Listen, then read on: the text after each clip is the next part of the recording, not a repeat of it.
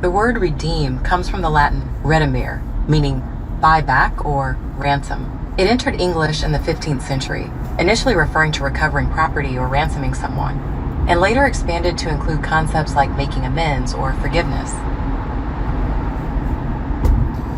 All right, shalom. Shalom, shalom, shalom. First and foremost, I want to give all praise, honor, and glory unto Yahweh, by Hashem, Yahawashi, by Hashem, Rakah HaKodash. Double honors to the apostles, the bishops, and elders, the great millstone, rule and teach well. And peace and salutation unto the hopeful elect, 1/3 of Yasha Allah, upholding the law, statutes, and commandments to the best of their ability. And peace and salutation unto the hopeful elect. This is the brother Yahawashi, and just rolling in the spirit, in transit, before hitting the plantation.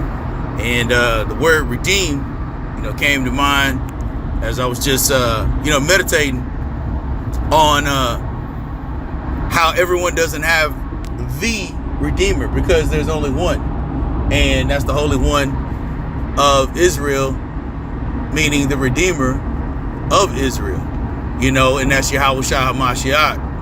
And it's going to be proven, very soon, when ultimate chaos ensues here in Babylon, aka America. There's not going to be any other source of strength or redemption, available. And just like in ancient Egypt, as scripture says, no man shall buy thee, in the book of Deuteronomy, meaning in that time, no one was going to redeem us, to buy us back from that scenario, except for Yahawashi HaMashiach. And so likewise, this spiritual Egypt in which we're in currently, no one is going to redeem us except for Yahawashi HaMashiach, the Holy One of Israel, And I'm going to read this here in the book of Isaiah, the 41st chapter. It says, "Fear not, thy worm Jacob, and ye men of Israel. I will help thee, saith the Lord, and thy Redeemer, the Holy One of Israel." And so the point being here is, the Redeemer is only for the children of Israel. And I'm going to grab this word here, Redeemer, real quick, because when you go into it, it goes into a relationship, and everyone doesn't have a true relationship with Yahweh Yahawashi, but especially with Yahawashi, the Redeemer of Israel, Strong's H 1350. Gaal. And it says to act as a kinsman, to avenge, revenge, ransom, do the part of a kinsman. It says to be the next of kin, And I'm going to scroll down here a little bit in the lexicon, because I wanted to get a point. It says, in redeeming from bondage, It says to redeem by payment of value assessed of consecrated things by the original owner. So to be redeemed, to be bought back, you can only be bought back by the original owner, meaning you were in possession, you were the possession of the owner. You see, just like we are right now in ancient or spiritual Egypt, Babylon, aka America,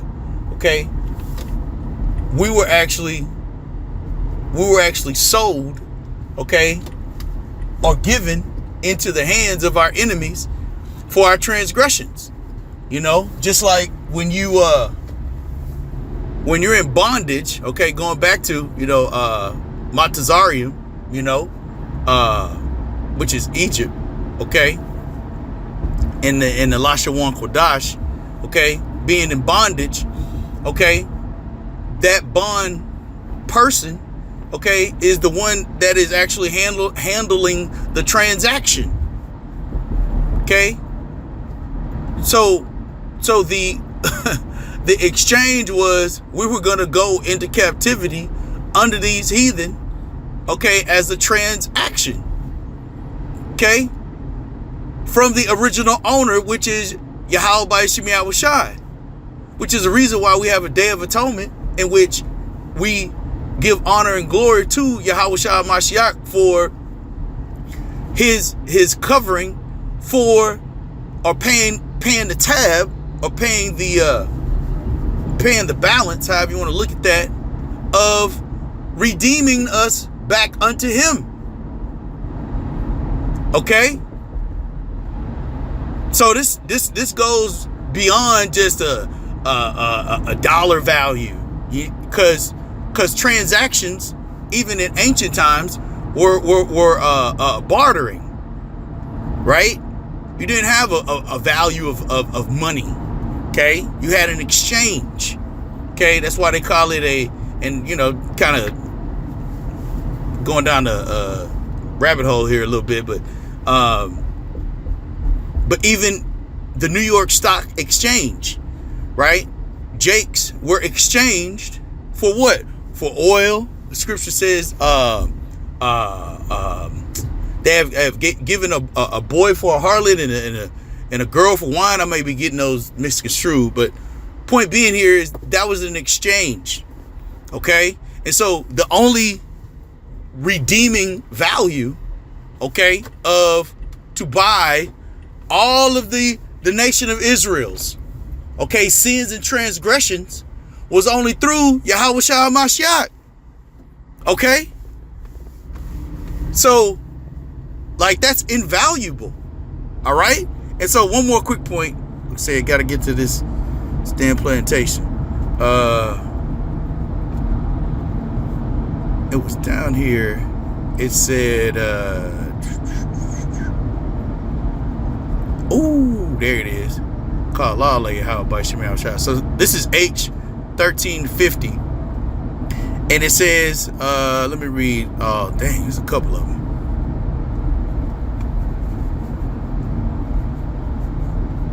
Okay, so this is still going into redeem, but it says to redeem individuals. Ooh, man, it's the spirit. Ooh, man. It says to redeem individuals from death. That's subsection A. It says subsection B, Israel from Egyptian bondage. And it's got precepts galore. Okay, but I'm just gonna grab one or two quick precepts where it says here to redeem from death.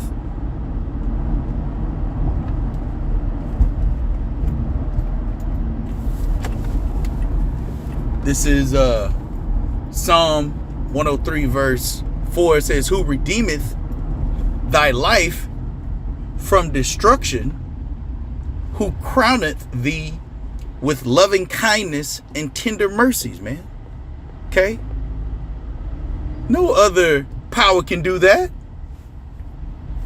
That's why scripture says you were bought with a price. Okay? Like, our lives are not our own, man. We are in subjection to our master. And all of these are just ancient and still for the eternal kingdom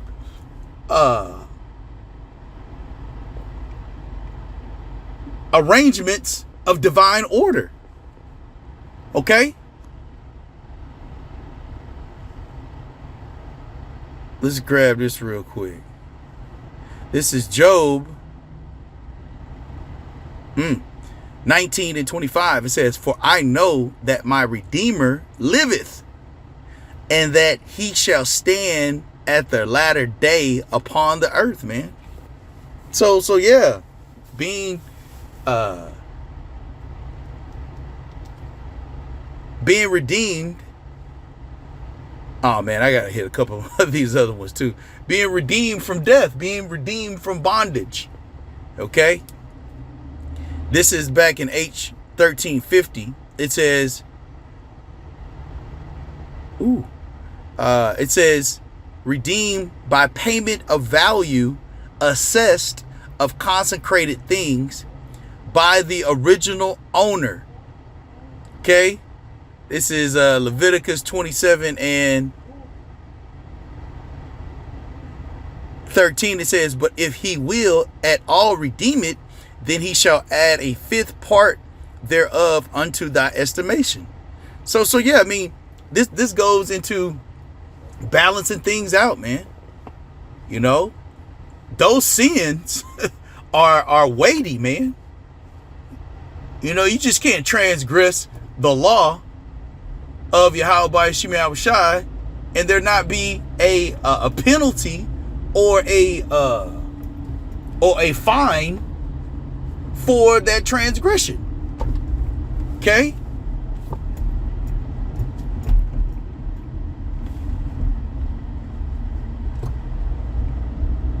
That's why the scripture says a just weight is his delight, but a false balance is an abomination unto Yahawashi. You know? The Lord say, I'm going to get mine. You transgress against the law, you're going to have to pay.